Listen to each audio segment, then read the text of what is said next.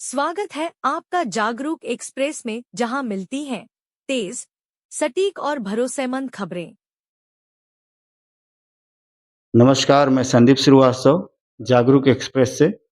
और आज हम आए हैं किडनी रोग जिस जिस तरह से इस समय बढ़ा हुआ है, और हमारे आयुर्वेदाचार्य डॉक्टर प्रवीण वर्मा से हम इस चैनल पे मुलाकात कर रहे हैं। और डॉक्टर साहब से मैं कहेंगे, डॉक्टर साहब आपका इस चैनल पे बहुत हार्दिक स्वागत है। और जिस तरह से हमारे किडनी रोग बढ़े हुए हैं डॉक्टर साहब, तो इसमें सबसे बड़ा कारण क्या है? और किस तरह का उपचार है, सब ये आपसे हम जानेंगे अभी।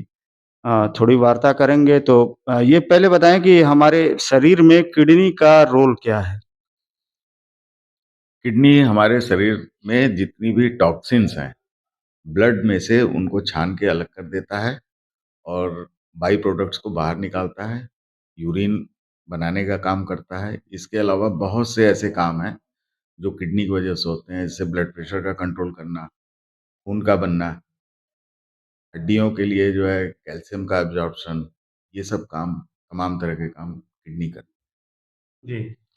तो डॉक्टर साहब, हम ये जानना चाहते हैं कि मान लीजिए किसी को किडनी की कोई समस्या हो गई, जैसे इसमें यूरिक एसिड की प्रॉब्लम हो रही है, बढ़ रही है, या किडनी से रिलेटेड स्टोन्स बढ़ रहे हैं, या किडनी के जैसे पैरों में सूजन और गाँठों में सूजन देखी जा रही है, जोड़ों में।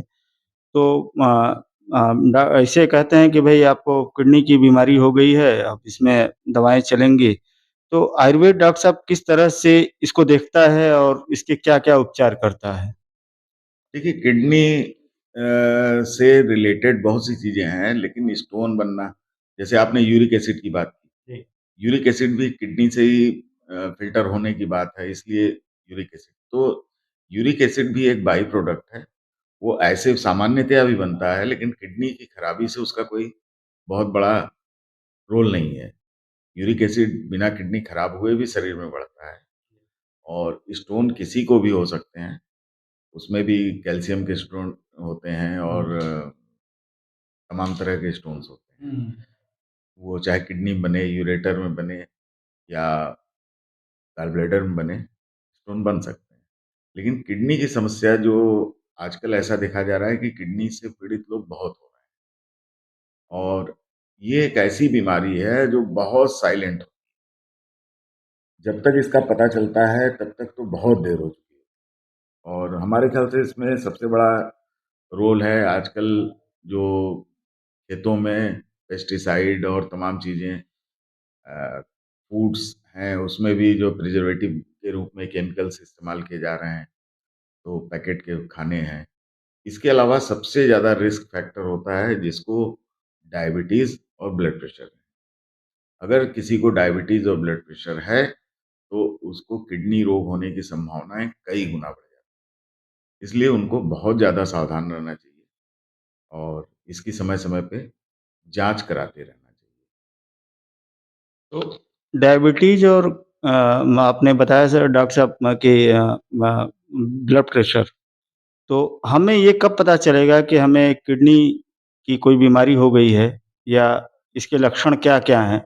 ये इसके बारे में ज़रा बताएँ। देखिए, यही मुख्य रूप से हमने कहा था कि ये बहुत साइलेंटली जो है काम करता है, खराब होना शुरू होता है।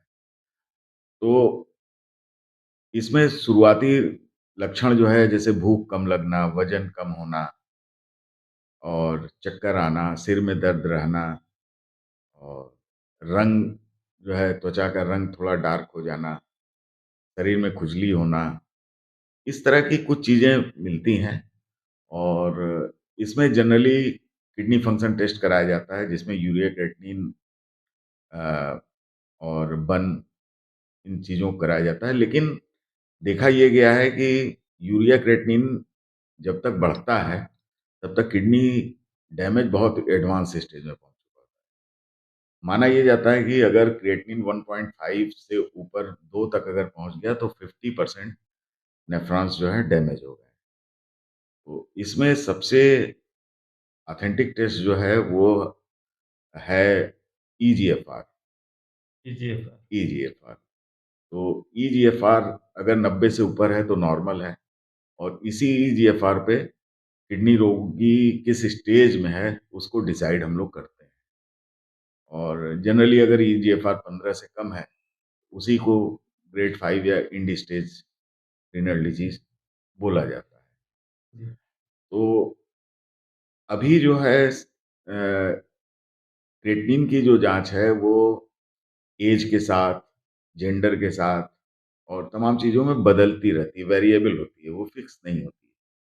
तो वो बहुत ऑथेंटिक नहीं मानी जाती है। जी सर, आपने कहा कि एज फैक्टर, तो हमें ये बताइए कि किडनी डिजीज़ में क्या एज फैक्टर कितना मायने रखता है? क्या ये बच्चों को या जवानों को या बुजुर्गों को, मतलब किस तरह से प्रभावित करती है?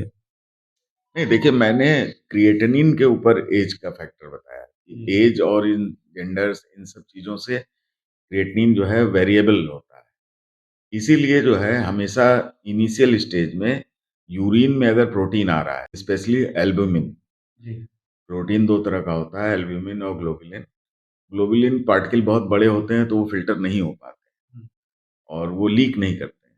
लेकिन प्रोटीन का लीकेज इसका इनिशियल सिम्पटम है कि अब किडनी के ऊपर डैमेज होना शुरू हो गया है, और ईजीएफआर अगर 90 से नीचे आ गया तो किडनी डैमेज होना शुरू हो गई। तो अभी हम लोग एक नई जाँच है, सिस्टेटिन सी एक प्रोटीन होता है, वो कराते हैं। तो सिस्टेटिन सी वैरी नहीं करता है। वो हर तरह के बॉडी के हर पार्ट में बनता है सामान्य रूप से। इसके ऊपर एज, जेंडर, इन सब चीज़ों का कोई फ़र्क नहीं पड़ता है। तो इनिशियल स्टेज में अगर सिस्टेटिन सी बढ़ा है, तो हमें ये तुरंत मान लेना चाहिए कि अब किडनी जो है डैमेज होनी शुरू हो गई है। इस तरह से हम जाँच करके उसके बाद उपचार का रास्ता चुनते हैं। तो सर हम ये जानना चाहते हैं कि जैसे आयुर्वेद में किस तरह से इसका उपचार किया जाता है?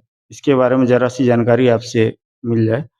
और अ, अब पेशेंट अगर किसी सूजन हो गई शरीर में, कहीं पाँव में, तो उसको कैसे पता चलेगा कि मुझे किडनी डिजीज़ है? किस तरह की जाँच कराएँ? और आयुर्वेद में किस तरह से इसका उपचार किया जाए? देखिए, जाँच के बारे में तो मैंने सब लगभग बता ही दिया है। तो आयुर्वेद में इसका उपचार संभव है, बहुत हद तक, अगर बहुत एंड स्टेज में नहीं पहुँचा है तो। इसीलिए इनिशियल जाँच करके इसका उपचार शुरू कर देना चाहिए। और आयुर्वेद, एलोपैथ में तो इसका कोई इलाज है नहीं। ये धीरे-धीरे क्रिएटिनिन बढ़ता जाता है और सब किडनी के पैरामीटर्स चेंज होते रहते हैं, और बाद में डायलिसिस शुरू हो जाती है। डायलिसिस कोई और नहीं है, जो काम किडनी कर रही है वो मशीन करती है, और फिर ट्रांसप्लांट। लेकिन आयुर्वेद में अ, हम लोगों के पास रसायन औषधियाँ हैं, जो डैमेज नेफ्रॉन्स को फिर से रिकवर करती हैं। और ऐसा देखा गया है कि बहुत से लोग जो डायलिसिस पे हैं, उनकी भी डायलिसिस बंद कर दी गई। और इसके अलावा हम लोग दवाएँ जो देते हैं, उसमें रसायन चिकित्सा होती है। उसके अलावा कुछ पंचकर्म चिकित्सा करते हैं। इसमें बस्ती चिकित्सा एक होती है, जिसमें एनिमा थेरेपी बोलते हैं। तो उसका भी बहुत अच्छा रिस्पॉन्स मिलता है। हमारे बहुत से मरीजों को इससे लाभ हुआ है। इनिशियल चीज़ ये है, सबसे बड़ी चीज़ ये है कि हमें कब इसका उपचार शुरू कर देना है, कब इसकी डायग्नोसिस कर लेनी है। जितनी जल्दी हम इसको डायग्नोज़ कर लें और जितनी जल्दी हम इसका इलाज शुरू करें, वो उतना ही अच्छा होता है। और पहले भी हमने बताया कि किडनी क्या-क्या काम करती है। तो बीपी कंट्रोल करने का काम करती है। तो जब भी किडनी डैमेज होगी, तो जो हाइपरटेंसिव पेशेंट होंगे, उनका ब्लड प्रेशर जो है वेरी करने लगेगा, बहुत तेज़ फ्लक्चुएट करेगा, कंट्रोल नहीं होगा जल्दी। और अगर हाइपरटेंसिव नहीं भी हैं, तो उनका ब्लड प्रेशर बढ़ जाएगा। दूसरी चीज़, इसमें खून की कमी होने लगती है, क्योंकि किडनी ही इरिथ्रोपोइटीन जनरेट करता है, और इरिथ्रोपोइटीन जो है मैसेज देता है बोन मैरो को कि ब्लड सेल बनाना है। तो इसलिए हीमोग्लोबिन की कमी हो जाती है। तीसरी चीज़ कैल्शियम की कमी हो जाती है। कैल्शियम डिफिशियंसी हो जाती है, बिल्कुल होती है, क्योंकि अ, विटामिन डी जो है ठीक तरीके से काम नहीं करता है। जो भी हम कैल्शियम लेते हैं वो एब्जॉर्प्शन सही नहीं होता है, इसलिए कैल्शियम की कमी होती है। इलेक्ट्रोलाइट इम्बैलेंस होता है, क्योंकि फिल्ट्रेशन ठीक से नहीं हो रहा है, ब्लड ठीक से नहीं छन रहा है। ये सब तमाम समस्या होती हैं। पोटेशियम बढ़ जाता है, जो हार्ट के ऊपर असर करता है। इन सब चीज़ों को ध्यान में रखते हुए हमें इलाज करना होता है। बीपी, शुगर ये सब कंट्रोल रहे और लाइफ़स्टाइल अच्छी रहे, खान-पान जो है उसमें सुधार करके हम काफ़ी हद तक इसमें सफलता प्राप्त कर सकते हैं और कर रहे हैं। अच्छा डॉक्टर साहब, ये देखा जाता है कि जैसे फैमिली का एक केस हिस्ट्री हो या फिर वो जेनेटिक प्रॉब्लम भी क्या किडनी होती है क्या? और दूसरा नमक का ज़्यादा प्रयोग करना, खाना फूड बन गया, लोगों को नमक कम लग रहा है, ऊपर से नमक डाल देते हैं सादा। ऐसा भी सुनने में आया है कि ये भी नेफ्रोटिक प्रॉब्लम को बढ़ाते हैं। इसमें आपका क्या कहना है? देखिए, ऐसे तो बहुत सी चीज़ें हैं जिनसे हमें बचाव करनी चाहिए। तो इसके लिए मुख्य रूप से मैं ये बताना चाहूँगा कि नमक का सेवन तो बिल्कुल कम करना है। एक दिन में 2 ग्राम से ज़्यादा 200 2000 मिलीग्राम से ज़्यादा सोडियम नहीं होना चाहिए। इसका मतलब ये है कि जो हम साधारण नमक ले रहे हैं, तो मैक्सिमम 5 ग्राम तक लेना चाहिए और किडनी में अगर गड़बड़ी हो गई है, तो थोड़ा और कम कर देना चाहिए। पानी की मात्रा, क्योंकि फ़िल्ट्रेशन नहीं होता है, तो पानी की मात्रा भी उसी हिसाब से कम करनी पड़ती है। तो वो तो चिकित्सक जिस भी चिकित्सक किसी योग्य चिकित्सक से अगर इलाज कराएँगे, तो वो सब चीज़ें आपको बता देगा। दूसरी बचाव के लिए आजकल ये ट्रेंड देखा जा रहा है कि लोग अपने से सेल्फ मेडिकेशन और पेन एलोपैथिक किलर्स और एलोपैथ की जितनी मेडिसिन है, फीवर्स की, सभी नहीं, जैसे एंटीबायोटिक्स तक इवन हाँ, यूज़ कर रहे हैं लोग। एंटीबायोटिक्स लोग अपने आप ले रहे हैं। जी, उसके अलावा दर्द निवारक दवाओं का तो इतना इस्तेमाल हो रहा है और जो किडनी के लिए बहुत नुकसानदेह है। जी, तो मैं सबसे यही कहना चाहूँगा कि कोई भी दवा, चाहे एलोपैथ की हो, चाहे आयुर्वेद की हो, चाहे जो भी हो, जी। वो बिना चिकित्सक के परामर्श के आप न लें। राइट। किसी मेडिकल स्टोर से लेके नहीं खाएँ। खासकर दर्द निवारक दवाएँ, एंटीबायोटिक चीज़ों का प्रयोग बिल्कुल नहीं करना चाहिए। दर्द निवारक दवाएँ बहुत ज़्यादा किडनी को नुकसान करती हैं और बहुत ज़्यादा काफ़ी एंटीबायोटिक्स भी ऐसी हैं जो किडनी के ऊपर असर डालती हैं। इसके अलावा बहुत सी जो दवाएँ हम ब्लड प्रेशर के लिए और शुगर के लिए लेते हैं, उनका भी किडनी के ऊपर प्रभाव होता है। तो अगर किडनी गड़बड़ हो गई है, तो अपने डॉक्टर से तुरंत मिलके उसके हिसाब से अपनी दवाएँ ज़रूर चेंज करा लें, जो भी शुगर और ब्लड प्रेशर की ले रहे हैं। डॉक्टर साहब, ये जानना चाह रहे हैं कि किस तरह की जीवन शैली का हम अनुसरण करें कि जिससे ये समस्या हमारे सामने खड़ी ना हो? इस तरह की जीवन शैली कोई अगर हो, तो कृपया आप हमारे व्यूअर्स को एडवाइस करें और साथ में अपना एक नंबर, जिससे अगर किसी को समस्या हो भी गई हो, तो आपसे संपर्क कर सकें सरलता से। देखिए, जीवन शैली हमेशा आपका आहार-विहार संतुलित होना चाहिए। जब भी आपका सुबह उठने से लेके सोने तक की जो जी। दिनचर्याएँ हैं, समय से सोना, समय से उठना, समय से खाना, खाने में बहुत ज़्यादा नहीं खाना, बहुत कम नहीं खाना, बहुत गैप नहीं रखना और पैक्ड फूड का जो आ रहे हैं आजकल जी, जी। फ़ास्ट फूड, पैक्ड हाँ, फूड, फास्ट फूड लोग उनका ज़्यादा खाते हैं। बहुत सीमित उपयोग करना, बहुत कभी-कभार स्वाद बदलने के लिए कर लिए तो कर जी, लिए। जी। रेगुलर अपना खाना खाइए। सुबह का जो नाश्ता है आपका ब्रेकफ़ास्ट, वो बहुत संतुलित होना चाहिए। उसके अंदर किस तरह प्रो का आहार होना चाहिए आपके देखिए हिसाब से सुबह उसमें का?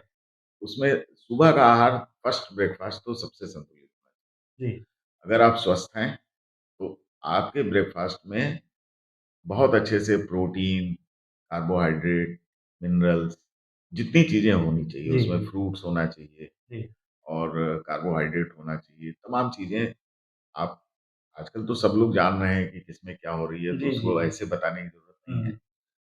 बेसिक चीज़ ये है कि बस संतुलित होना चाहिए, उसके अंदर हर चीज़ें हो, कार्बोहाइड्रेट, लेकिन फैट, इस प्रोटीन इन जानकारियों सब के चीज़ होनी चाहिए। इन जानकारियों के बावजूद भी डॉक्टर साहब, मैं थोड़ा-सा रोकूँगा। इन जानकारियों के बावजूद भी ये बीमारियाँ बढ़ रही हैं, क्योंकि लोग उसका प्रयोग नहीं करते, सिर्फ़ जानकारी अपने पास रखते हैं, उसका देखिए, प्रयोग नहीं करते। वो तो करना पड़ेगा, टाइम से सोइए, 7-8 जी, घंटे नींद लेनी चाहिए, ठीक है? 3 बार तो कम से कम खाना खाना ही चाहिए जी, और रात का खाना थोड़ा जल्दी खा लीजिए, खाने के 2 घंटे बाद ही सोने जाइए रात में।